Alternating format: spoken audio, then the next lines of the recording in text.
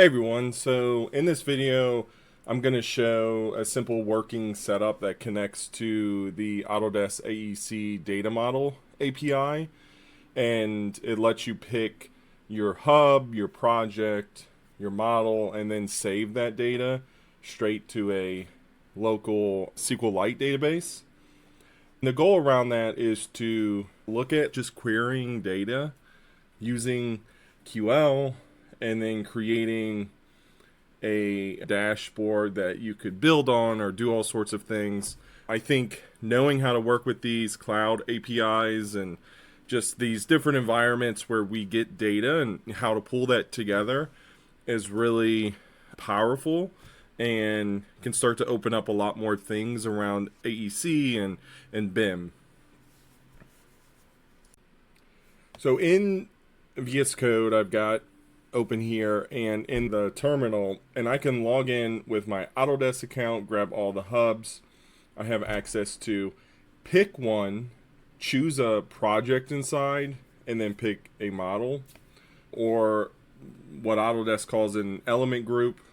And then from there, I can filter elements by category, like ducts or walls, and it'll pull those elements along with their properties and store them locally. And it's pretty fast, easy to build on, and then keeps everything in a single SQLite file. And the neat thing is you can, this is just an easy, intuitive way that you can work with in a terminal to understand what things look like. But then you could query all of your models at once and then pull that data into a database and then start to look at it and understand it and ask other questions and so on. The repo has 3 files that make this whole thing work together. So there's the auth file, which handles Autodesk OAuth login and token refresh. So when you set that up, you don't have to log in every time you try to get models from ACC. You just log in once and it just caches the token and refreshes it automatically the next time. The other file is the db.py file, and that just manages the SQLite database. It sets up the tables for hubs, projects, element groups, and elements, and uses upserts so rerunning scripts doesn't create duplicates. Then we have the AEC DM select.py file, and that's the main script you actually run. And it's meant to be kind of interactive, so you could pick what you want, just pulls the data in, and if a SQLite database doesn't exist, it'll create one on the fly, and then you'll have the data there. The authentication is just the normal 3-legged OAuth stuff. And so the script spins up a local callback server on port 8080, and then opens your browser, and you'll log in once into your Autodesk account, and then it captures that redirect code and exchanges it for a token. And then the tokens are cached to the config. It's in the config folder, and then there's a token.json file we write to. And so you don't have to sign in every single time you try to use it. It just refreshes silently after that. If you delete that cached data, then you'll have to log in again, and then it's kind of there. If I remember correctly, it's like 30 days or something if you don't touch it or whatever. I can't remember what it is, but if you set it up, you should be good to just use it. And then if you do have to sign in, you just sign in again at some point.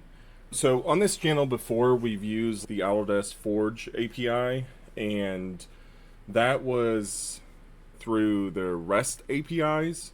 And so meaning you'd hit a specific URL like projects or folders to get specific data back. GraphQL works a little bit different, and instead of calling a bunch of endpoints, you send one structured query that describes exactly what you want.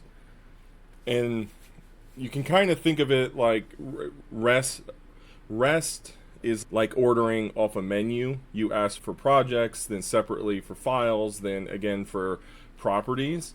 And then GraphQL is more like telling the waiter, I want the project names, their models, and each model's category list, and then even specific object information related to, say, ducks. So you get everything back in one response, and only the fields you ask for, instead of just those multiple requests that you would do with API. The AEC data model uses kind of this approach because BIM, obviously, like especially Revit model, there is a lot of connections, a lot of data, and hubs, projects, models, elements, and properties all kind of relate to each other. And so it makes sense to use a graph-based API for essentially a graph-shaped problem. But I don't know, I think it's kind of cool because it gives you a bit more flexibility around what you can grab and what you can do related to data. It makes things much easier to get, and then you can create kind of these custom queries to pull only the data that you need. And what's cool is Autodesk actually provides an online explorer where you can test these queries visually. And you'll see the site here, and I will share a link below, but it's powered by GraphQL, and which is basically a browser for GraphQL APIs.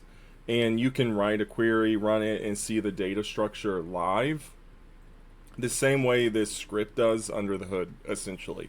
But it's a really cool place to, I think, learn how to work with GraphQL and see the data, tie it directly into your Autodesk environment, and just start exploring. So you can use Python to query SQLite, and SQLite is really cool and really powerful, I think. So definitely worth checking out if you haven't explored it before.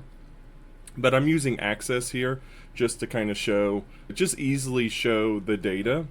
And so everything you pick in the terminal when you run the AEC DM select file gets written to the SQLite database, and it has 4 tables in it. So your hubs are one for your hubs, one for projects, one for element groups, and so essentially your models, and then the elements. In this case, or what I've tested is like with ducks.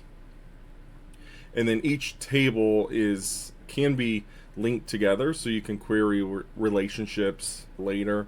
For example, all element groups in a project, or all elements like by a category.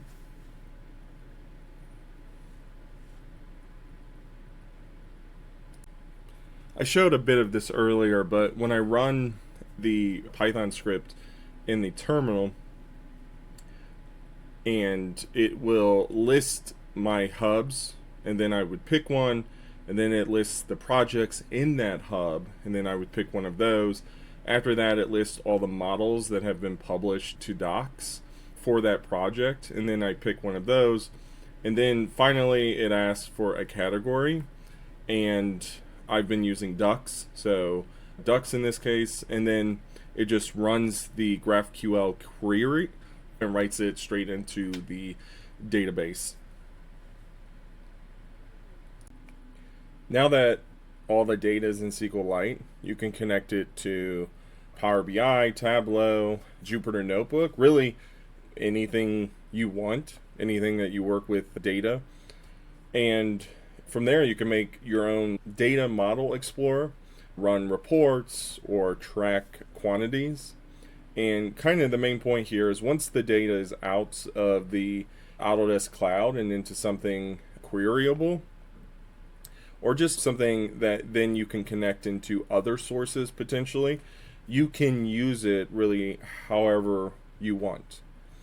And kind of why this matters is AEC data model is the API Autodesk built to unify kind of model data across projects. But instead of just reading the docs, I wanted to make something to interact with that data, pull it somewhere, and then from there potentially build on it. Something small that works, and this script I think gives you that, a quick way to explore your AEC data, and then from there kind of take next steps into seeing what's possible with it, how to connect it to other sources. What's cool about SQLite is you can kind of just on the fly create them, push a lot of data into them, and connect to other sources with Power BI. So you could connect SQLite to Power BI and then Power BI to various other sources and start to get a bigger picture on what's the data environment at my firm or what company, whatever. So I'm making some assumptions that you know how to use Power BI, but you may have never connected like a SQLite database or anything like that. And so this is just a quick, not necessarily like a how-to, but just some images and kind of the step-by-step of things to do real quick to set it up so that you can pull that SQLite data into Power BI. And then from there, we can visualize that data in various ways, connect the different tables together, and start to explore.